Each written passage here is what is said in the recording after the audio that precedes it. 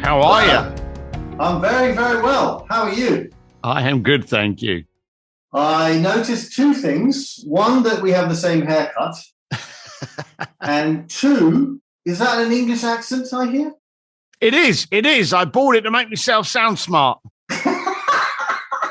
Oh, my goodness. So you're English. Where in England? Well, I was born in Reading, raised in Leytonstone, and now live here in Los Angeles. Oh, you live in LA? Yep. Okay, that's cool. So we're neighbours as well. Where are you? I'm in LA. I'm in Hollywood. There you go. I'm in Tarzana, just on the edge of Topanga.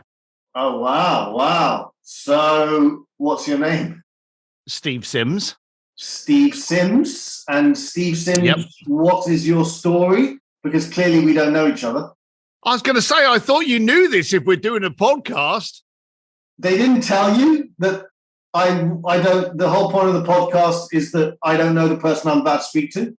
No, they didn't tell me that, but I like the angle, and it makes me feel less insulted now as well. So no, I like that concept. Oh, wow. So I'm very surprised they didn't tell you that, but an awkward moment, but sometimes awkward moments are good. So, again, now that I know the context of it, I feel this could be quite fresh. Yes, indeed. All right. So, Steve, what do you do? What do I do? What I've done is for 25 years, I ran the world's leading experiential concierge firm only for billionaires. What I did was I had people get married in the Vatican by the Pope, sent people down to the Titanic, got them drum lessons by Guns N' Roses. I got them on stage with the band Journey.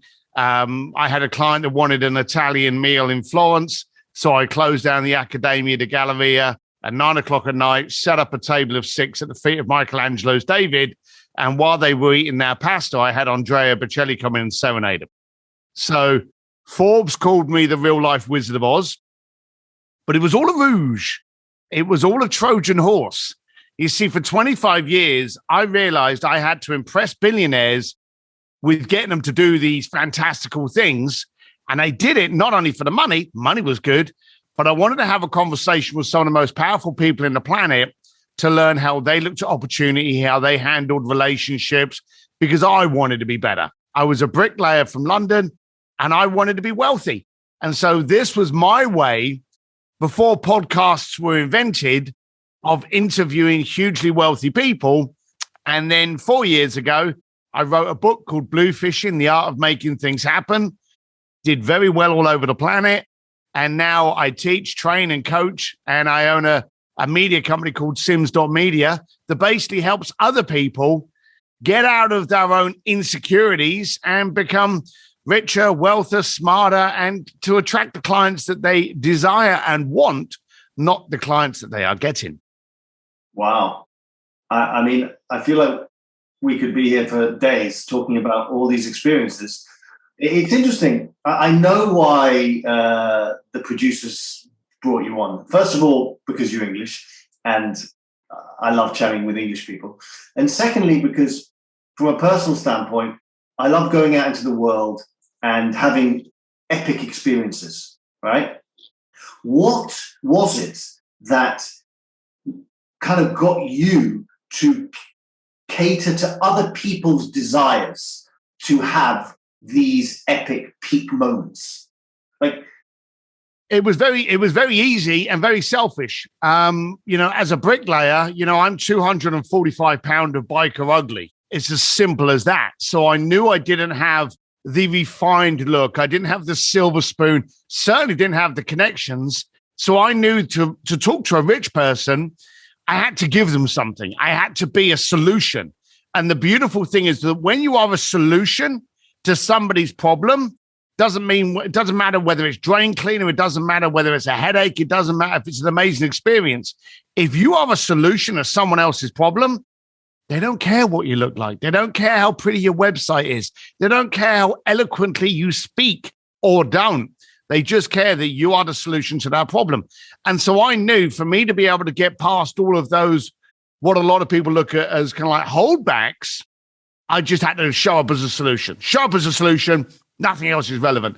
And I just wondered, what do rich people want? And rich people, quite simply, they want to show off to other rich people. They want cocktail stories. They want to be, I was doing this with Sir Elton John the other day, just to make their other friends go, crap, I don't know Elton John. So I became that person. I got them into bars. I got them into galas. I got them into premieres. And in the end, I was so good at it, and I had such a network of affluent clients that I was taken on by the Kentucky Derby, the Grammys, Sir Elton John's Oscar party, New York Fashion Week, IMG, Formula One. And I ended up just traveling the planet, making sure to host the biggest, baddest parties in the planet with the wealthiest, most powerful people. But how did you go? But where in London did you live? So I lived in a really upscale area called Leytonstone. Yeah. And I was a bricklayer. And the daft thing is, there was a guy that I knew from school that was a trainee stockbroker. And I would see him in a suit, wearing his shiny watch. And there's me dressed up in my welly boots about to get on a building site. I used to hate that. And I was, I just had this kind of like, oh my God, you've got the life that I want. Even though he didn't have a lot of money, he looked as though he was going the right direction. And he told me one day that his bank was opening up a new office in Hong Kong, and they were actually recruiting trainee stockbrokers to go to Hong Kong. If I wanted, he'd put a word in for me. I wrote a resume that was better than any Harry Potter movie you could ever. It was complete and utter bullshit. In the CV, in the resume, I actually hinted how I was related to the Queen of England. It was so over the top that I wanted them to look at it and go, well, this is so ridiculous, but we find it funny. We'll give him a shot. That's what I was going for. They didn't even read it. They recruited about 80 people. They flew us over to Hong Kong. We landed on the Saturday, got drunk Saturday and Sunday, went to orientation on the Monday. They read my resume Monday night, and they fired me on the Tuesday morning. So I'm now in Hong Kong, no job, bit of money. They gave me the apartment for like 2 months because they'd got me there. So they were like, we'll give you can stay in the apartment for 2 months because we brought you over here, but then you're out. And I ended up working on the door of a nightclub thinking that I was at my low point. But like all entrepreneurs, we try to find the gold. We try to find the oil. We try to find the opportunity in everything bad. So I'm working on the door thinking, how can this be a benefit to me? And while I'm asking that, I suddenly realized I had a beautiful view of humanity. I had the best pedestal to watch how people interacted, how the fakes interacted, how those that pretended they were rich that weren't, how they showed up, how the really affluent, how they moved around, how they gravitated to each other. Because you go to a party and everyone in there is trying to be all kind of like fancy and upscale and rich. And you've got the used car salesman that's making out he's a millionaire. And you've got the girl there that's trying to end up with a sugar daddy. And they end up together. So, like attracts like. So I got to notice this and just started. I was acting like the manager of the club. I'm walking around the club going, hey, guys, you having a good night tonight? And the manager was saying to me, Steve, you don't need to do that. You're a doorman. And I'm like, oh, but I was doing it just to start. And they were saying to me things like, oh, do you know a good club Thursday? And I'd be like, let me make a few phone calls and see what I could do. And it started off as small as just getting them into other parties and clubs. And then Cartier would have like a gala, or Mercedes would release a new car and have like a special launch party, or there'd be a new yacht that come into town and, they were having a big. So it just grew from getting someone into a club to end up working with the largest events in the planet. But that's how it started. It's quite incredible. One thing that you said a word, humanity.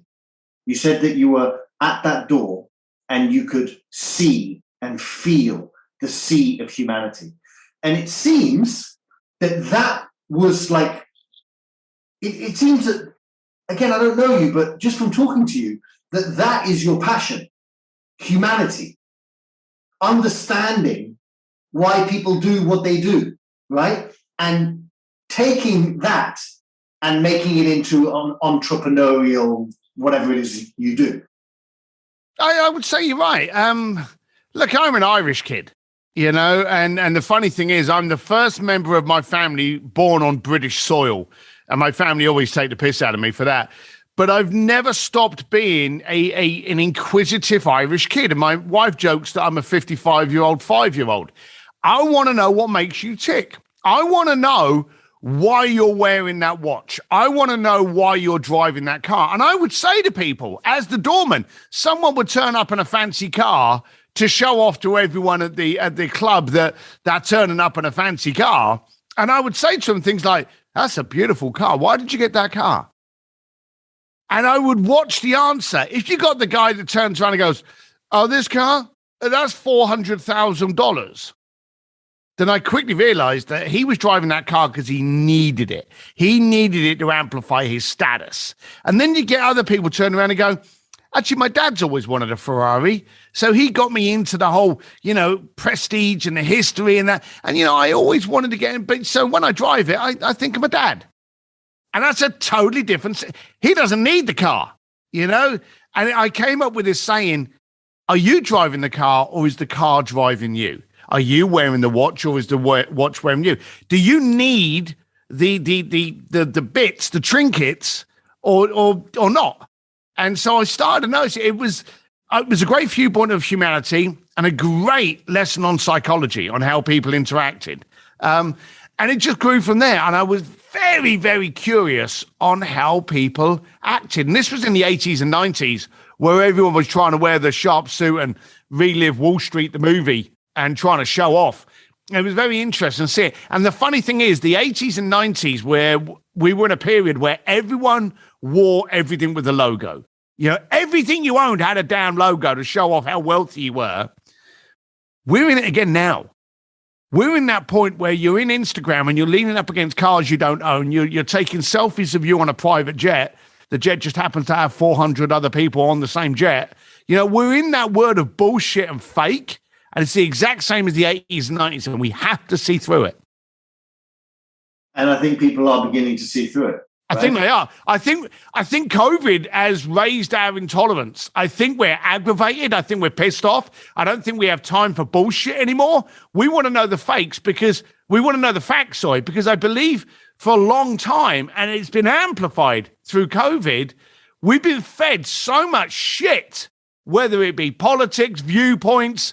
Yeah, there's been so much out there and the whole world of fake news that we're just ready to disbelieve anything we see, that we yearn for clarity and transparency. And those two things are very simple. I do this. I don't do that. I do this. If it works for you and you need it, this is where you find me. People want that. The relief people have to find people that can help them now and work with them is amplified because we're being fed so much horse shit. I love this. Do you know what? It strikes me that you are a philosopher. You are a philosopher. Like there is a wisdom flowing through you that is quite profound, right? And it's yeah, you're a former bricklayer. Clearly, you've done well successfully with your life, right? But ultimately, at base, I think I would say the reason why you asking all the questions, why, you're a 55-year-old as a 5-year-old, is because you're a philosopher. Wow, I don't think my kids would believe that. And when you leave school at 15, I don't think anyone has ever called me a philosopher. But hey, I'll take it. Yeah, because it's not about like education in the sense of like, oh, how many books have you read, et cetera, et cetera, et cetera. It's about the philosophy of understanding humanity, and that is being a philosopher, and that's what you do, right? Like as I'm sitting here, I'm like excited to hear what you have to say because there's a lot of wisdom in what you are saying. And it stems, I think, from that 5-year-old kid. I mean, I'm the same. Like, I'm 44, right? And sometimes I look at my passport, I'm like, 44? What? What? Like, what's happening? That can't be. Because there's like that little kid inside me, that curiosity. And many people lose that sense of curiosity. They lose that sense of that 5-year-old. And when you do that, I think you're not fully engaged in the joy of the moment, in your humanity, in our shared humanity. So when someone says to you, or you said to me, when you're a 55-year-old, but you're a 5-year-old in a 55-year-old's body, yeah, absolutely. I'll be like, yes, thank you very much. Well, thanks for the compliments. I'll record these and play these to my kids. Yeah, no worries. Please do. So tell me, I don't know what NDAs you've signed, probably many, but any stories you can tell me about kind of epic things that you have kind of curated, specifically epic things that have kind of changed you as a person, right? Because I know that when I have experiential moments, they stay with me. All right. So I'll give you 3. So one of them I've already mentioned. I had a client of mine that wanted to show off how powerful he was. And he was heading into Florence and he wanted to have a phenomenal dining experience. Well, in Florence, you got Tuscany around. You got so many ways of having a great experience that I wanted to amplify it. So I closed down the famous museum, the Accademia di Galleria, that houses Michelangelo's David, set up a table of 6 at the feet of that, and then brought them in. They had the entire museum to themselves. They had a string quartet. And while they're eating their pasta, I asked if I could bring in a local entertainer to serenade them during their meal. They said yes, and I walked in with Andrea Bocelli.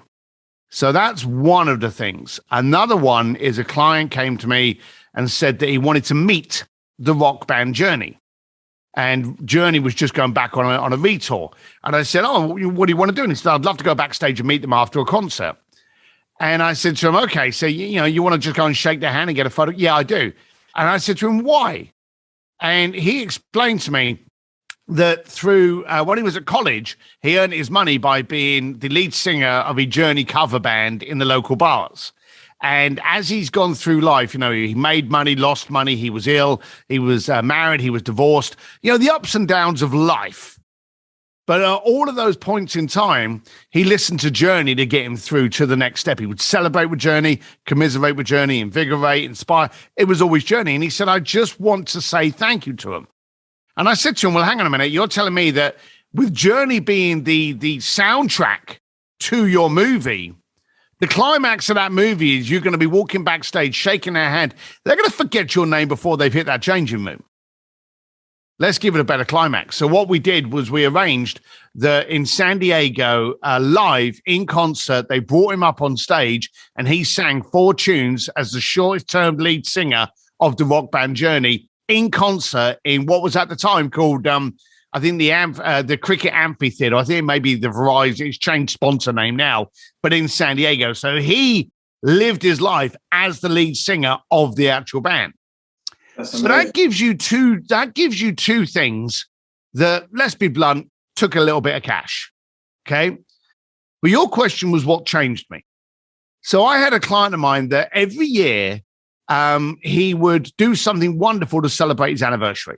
He's drank champagne literally on a mound of diamonds. He's flown over to Paris for one night for a meal and then flown back the following day. He's walked on rolling Broadway, had his wife's name called out during a concert when they went to a concert with our favorite singer. We've done all of these things for him, and we've ranged from like 50,000 to $500,000 for a weekend. Okay, so we're talking about money. And he contacted me because it was his 25th anniversary. And he said, I want to do something for my 25th. It's obviously an iconic one. It's 25. It's a quarter of a century. I want to do something that's fantastic, brilliant, and impactful. And it was that last word that I hooked on, impactful. You create impact by getting to the core of what the person feels, reacts, and triggers to.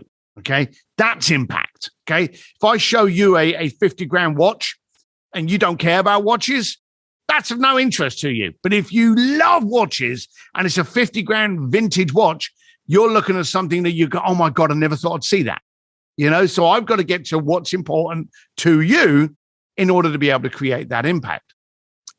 So we spoke to him and asked about his history, how he found his wife, where they first met, all of this kind of thing. And what he did was he tried courting this girl for ages at college, and she was giving him the elbow. No, not doing it, not interested. And then one day what he did was he borrowed his parents' picnic rug, and he stuck it outside one of the classrooms where she would be coming out. He got a hamper, a boombox, and as she stepped out when class was over, hit the boombox, a bit of the old Alexander O'Neill came out, and he opened up the hamper, knocked off the cork off a bottle of champagne, had a pack of sandwiches there, and he went, care to join me? And it made himself such an ass in front of the entire college for this girl that she sat down and had a bad sandwich and a glass of cheap champagne. He actually got told off because he had champagne on the campus, okay? And so that was the whole how they first met. So we thought for 25 years, let's recreate it. Now, every year, this girl had been, she understood that on her anniversary, something incredible was going to happen. So we sent her off in a limousine, just told her, be comfortable. You're going to need to stay calm. So she was in sweatpants, hadn't done her hair, hadn't done her makeup, none of that. Now, every year she'd been made up, photographs. We even had video footage so we could do a video afterwards of what they got up to. None of that was happening today. So the car went around, drove around for a while, and then pulled up at a public park. Under a tree, we had found old photographs of his parents' picnic rug and actually been able to source an exact color replica of that rug and the hamper. And here was the dumb thing. We had to buy 3 boom boxes to get one of them that worked. Okay. Had we not had to buy 3, we'd have been a lot cheaper. It ain't expensive to do a picnic. So we got this boom box. So as the car turns up, he's on this rug. He hits the boom box, opens up the hamper. She steps out of the car as he just knocks off the corner. He went, care to join me? We had recreated what happened over 25 years prior. It was so impactful, so memorable. She remembered that first moment that he was willing to act like an idiot just to get her attention. She literally fell on her knees and was crying her eyes out. I was hiding behind a tree just to make sure everything was going on. And all of my team were all in the area as well. We had some of my team walking dogs in a circle so that no one could come anywhere near them, because you can't block off an area of a public park.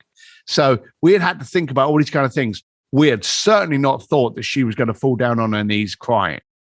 The limo driver, I felt sorry for him because he had the door open and he was like, what do I do now? What do I do? And he had to kind of like try and help her up. She was gone. They literally had to run over, get her, and escort her over to the carpet, over to the picnic rug. That whole thing cost $1,700. If we hadn't have had to have bought 3 bloody boom boxes, that would have been less than $500. Okay. But we created something based on impact, not created on invoice. So I think that's one of those ones that really changed me. You know, it seems you have a Walter Mitty-esque type of existence, and it's a good thing, right? And I would say, you know, the great Winston Churchill. There's a quote I always talk about. But Winston Churchill has many quotes. One of them is, when you find yourself walking through hell, keep walking. You don't go from being a bricklayer in London to the type of success you've had, clearly, without having to walk through hell time and time again. Were there any moments where you were close to giving up?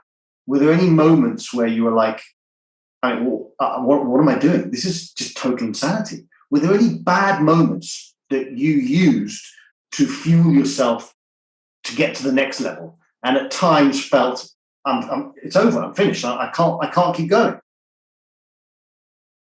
Yes and no. And you've kind of flip-flopped within those questions. Because one of the beautiful things that I had is I was trying to get my education from people that had and that not talked about it. So luckily, all of the people I was talking to in my life were incredibly successful. And as you've already made it very clear, no one becomes successful without falling down. And I have a little saying, and I have it on a cup, and I don't have my cup with me. No one drowned by falling in the water. They drown by staying there. So I've been able to talk to very successful people, and I go, look, when did it go wrong? And I'll get answers like, it's never gone wrong. It's just educated me on how I shouldn't have done it. And I was like, So there's been many times where I've been kind of sitting there going, I've run out of money. How am I going to get the museum to shut down? How am I going to get so-and-so to fly in and serenade my client? How am I going to get, the Vatican to take my phone call? Oh my God, how am I going to do it? How am I going to do it? And then I try. And I've realized if you just keep trying, you learn. And so I've never, ever, ever failed at anything. I've been broke a good few times, which has taught me how to manage money. I have lost contracts, which has taught me how to focus on contracts. I have ruined relationships, which has taught me how to focus on relationships. So I have not failed a ton of times. I've become very educated. And that's the way I've looked at it. I've looked at one of the big things I noticed about, and I'll give you an exact name-dropping story. I was at one of the rocket launches for Elon Musk down in Tesla at SpaceX. And do you remember, because, we're both local boys, do you remember that he would have the fuel cells land on a floating platform in the ocean? And at the beginning, they would kind of topple over and explode, wouldn't they? Yes. Okay. And we would see it on TV, and every couple of nights, there'd be another one. And we'd be like, oh, that's $100 million just got up in smoke. When was the last time you saw one of those fuel cells fall over and crash? Not for a while. Why? Because they don't fall over and crash. So it's only exciting when it's falling over and exploding like a Hollywood movie. And I remember the first time that happened, I'm at the back, a bunch of us floaters are sat on the back just watching this going on.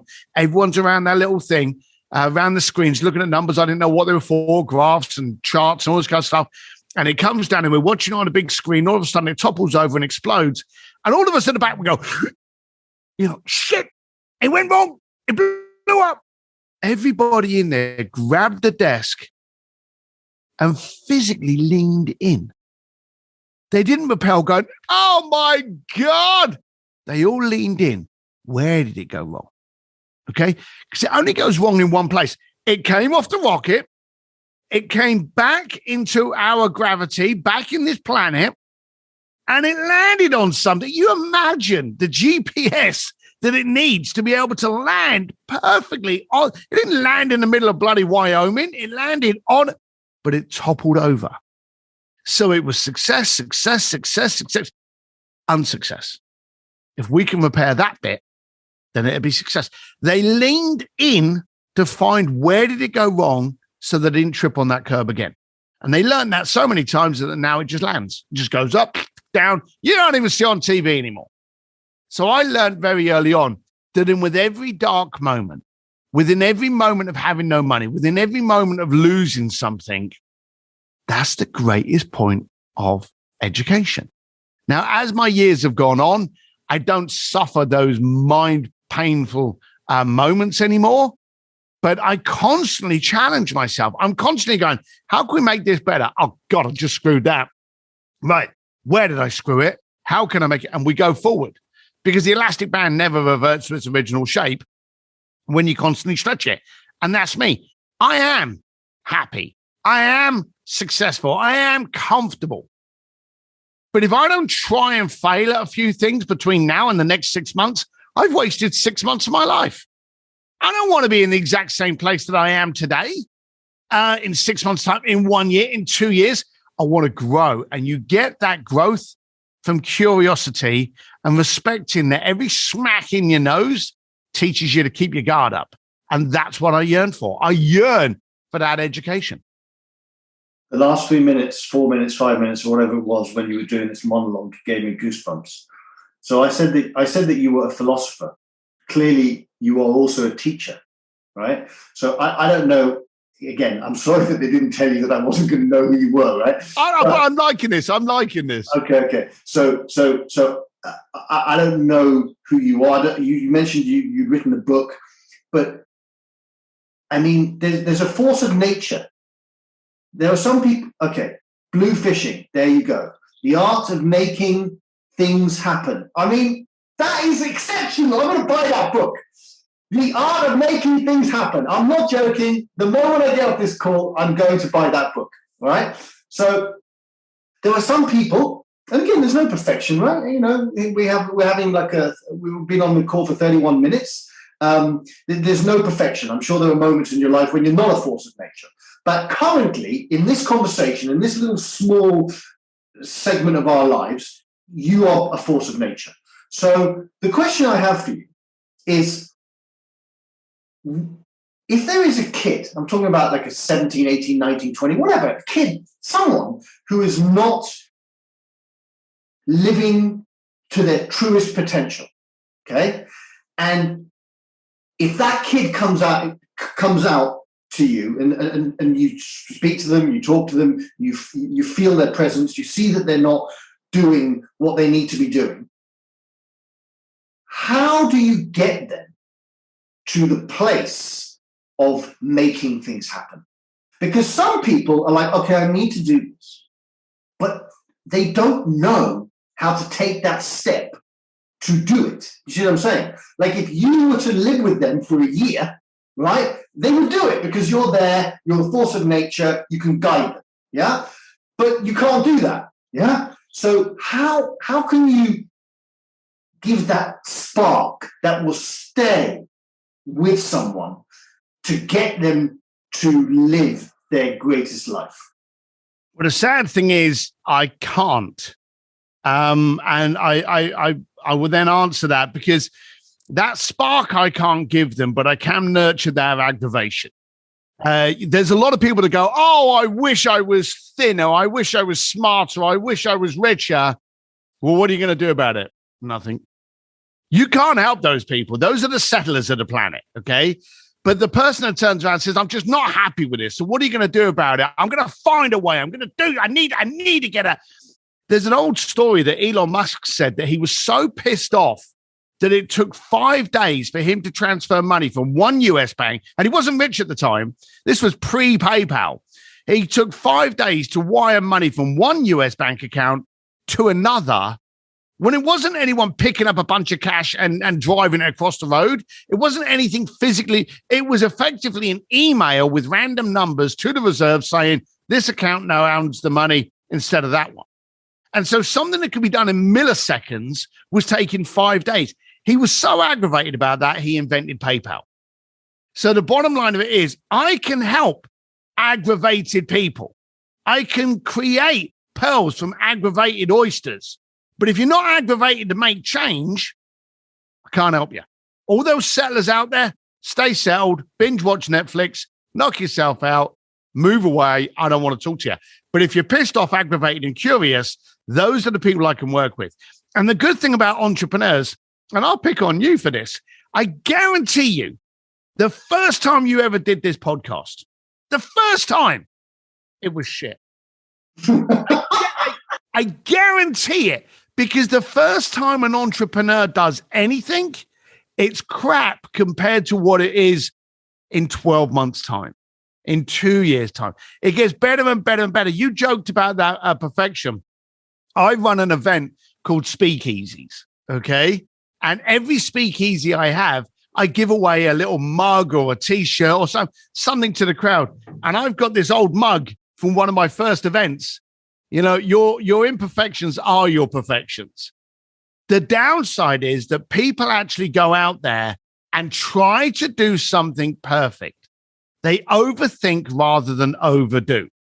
Now, perfection is a unicorn with 3 testicles. It doesn't exist. So if you just decide that you're going to do something in all of its ugliness, in all of its imperfections, you create more education from that first step than if you PowerPointed the shit out of that for 2 years. So I always get people to overdo rather than overthink. And do you actually coach people to do this? Is that part of it? Yeah, I did. I wrote this book 4 years ago, and that's a whole freaking podcast on itself of how that literally I was in a, for any of you trying to write a book and you can't find I apologize. I was in a party and I was getting drunk in the corner with my old fashions, told someone a story. They turned out to be one of the heads of Simon & Schuster. A week later, I got a contract. And I didn't expect it to be anything, but I got paid very, very well to write the book. So I was able to write the book I wanted. And I spoke to all of the 17-year-old bricklayers from Leytonstone and all of the people that, think they are successful, but are still aggravated. And I released a book, didn't expect it to be anything. It became a bestseller. It's been translated and been a bestseller in Korea, Thailand, Vietnam, Mandarin Chinese. Recently, it was released in Polish and in Russian. It got released in Russian in this year. And so I started doing events and training people in the media. I mentioned Sims Media. And we do a lot of coaching and training and speaking all over the planet now on how to get people to get out of themselves and get out of the bullshit planet of furus that we're in to actually focus on being a solution and creating impact. You and I need to speak because you need to get me into shape, not physically, but mentally and psychologically. Well, you know where to find me, and now you know a little bit more about me. And if you hate the book, let me know and I'll send you your money back. No worries. I'm very sure I won't hate the book. I want to say two last things. The first thing, this may sound weird, but I'm going to say it anyway. You know Jason Statham? Yeah. Do you know him personally? No. Okay. So the Jason Statham story that I've heard is that he was kind of like ducking and diving. What's it called? Like, being like a man on the street, kind of hustling in East End of London, right? Yep. And one day someone kind of found him or talked to him, whatever, and said, "You'd be good in the movies." Well, he's like, "All right." So he went into the movies, and the rest is legend. Yeah. On some level, the story is similar, right? Because maybe it's because you're speaking in a kind of Cockney accent, kind of, yeah? Yeah, come on then. But you went from being a bricklayer and you took a chance like he did, and the rest is history, yeah?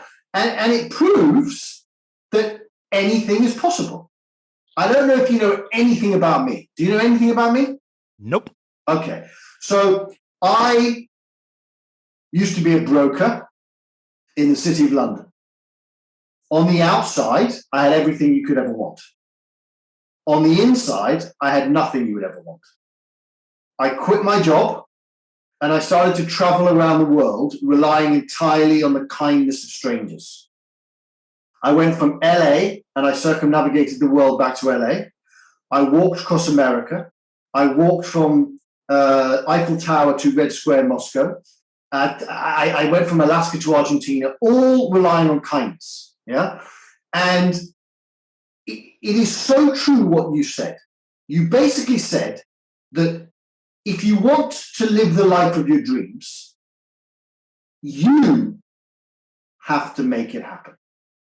And I get that. And I've been there. For me, and maybe for some of the people listening, but I'll talk for me, I go through pockets of that where I have moments where nothing will stop me. And then I have months where I'm just binge watching Netflix. So I guess the last question to you is, how do you sustain it? How do you sustain it? How do you sustain making things happen instead of having like a burst here and a burst there? How do you sustain it? I think I don't try to. The trouble when you look at sustaining something is just sustaining something sounds like a chore, doesn't it? How do you keep doing your workout every week? How do you force yourself to do a podcast every week? How do you force yourself to, eat right? All of these things become a chore. The second they become a chore, they become an aggravation that you want to repel. Get that out of my life. I don't want to be forced to do it. I have a podcast, the Art of Making Things Happen podcast. So just like you, we've got to do a podcast at like 10 a.m. on a Tuesday, 10 a.m. on a Thursday. And very quickly you can go, bloody hell, every Tuesday and Thursday, I have to do a pod and I have to talk to someone for 30 to 40. It can become chore-like. No matter how good your life is, if you look at the sustainability and the regularity of it, you suddenly encompass it as a chore. Start looking at the reward. I'm given the opportunity to speak to someone on Tuesday that's going to teach me a nugget twice a week. I get to grow. And then you ask yourself, why would I not want that? Why would I not want, like, we got on the program this morning and you went, what's your name? Who are you? And my first thoughts was, shit, this guy's not prepared at all. I don't want to be on this freaking show. You read that. You saw it in my face. I was like, bullshit. I've been on one of these before and they lasted 2 seconds and I'm hovering over the delete button to kind of like leave this. And then you were like, no, this is how I do my show. And I was like, well, that's fresh. I like the context of this. And we've had great fun discovering together, not only the listeners discovering, but us discovering. I love your story. So there's been there's been growth. Yeah. Why would I not want to jump onto another conversation? And my wife said to me, how many podcasts you got today? And I do a lot of podcasts and I do a lot of Zoom meetings with my clients. And I take on a lot of clients coaching and training. And she's like, how many calls you got? 6. So you got 6 meetings today in the studio, sat on your chair, and it ain't the most comfortable chair in the world. I don't like comfortable chairs because you get all slouchy. So I got this rock hard garage metal chair that keeps me more upright, keeps me. At the end of the day, my arse hurts. And she's like, why do you do 6 a day? And I why wouldn't I? If I had the chance to do 8 in a day, I would do it. Every conversation, there's impact, there's growth, there's change. I like working with one of my clients and my clients go, oh my God, how do I do this? And I go, well, how do you not do it? You're actually creating effort. You are having to take effort to stay in the pothole that you're in now. It takes effort for you not to do the marketing you need to do. It takes effort to avoid posting what you need to post. There is an effort in you to stay in the shithole you're in. Why don't you change the perspective on that? So I don't sustain doing anything. If anything creates friction in my life, I don't do it. If anything challenges me, pushes me, and I get reward out of it, then it's not a case of, how do you sustain it? Why would I not keep doing that? So you need to reframe what it is you're doing. Every conversation I have makes me grow. I've just learned stuff about you. You're a bald-headed bloke. We look the same. We were separated at birth. We've got the funny accents. And I love the stories about walking on generosity, finding human kindness.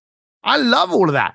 This, to me, this podcast has benefited me. I'm going to come off of this podcast and I'm pumped. So the next phone call that I've got after this, I'm going to enter into that going, hey, just had a fantastic conversation. What shit are we going to disrupt with you? How are we going to make you better? And I'm in.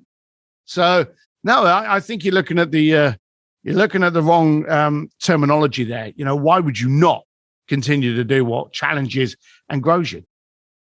I love it. You're a good man. I love the conversation. It started off a bit shaky because you didn't know what was going on, which I get. It's like, why am I speaking to this fool if he doesn't even know who I am?